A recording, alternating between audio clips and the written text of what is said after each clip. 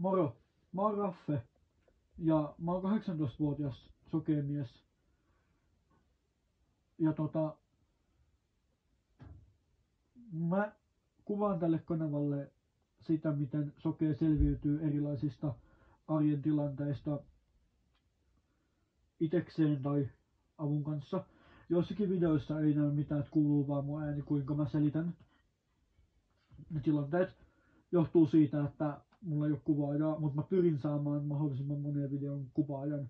Esimerkiksi tässä videossa ei ole kuvaajaa sen takia, että mä oon mun papalla nyt.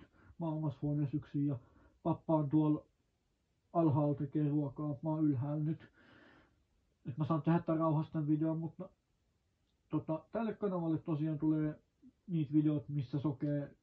Eli mä yritän selvitä erilaisista arjen tilanteista ja näytän, miten se onnistuu.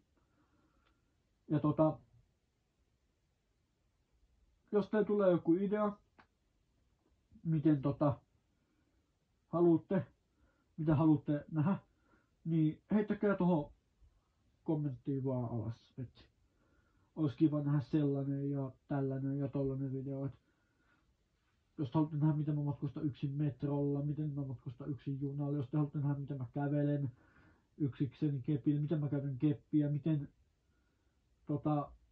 voiceover toimii, miten läppäri toimii, miten pistekirjoituskone toimii, niin kertokaa vaan. Mä esittelen mielelläni, että ideoita saa aina heittää, mutta toivottavasti viihdytte mun videoiden parissa ja nautitte näistä, ja jos on jotain palautetta tai kehittämisehdotuksia, niin niitäkin saa toki heittää.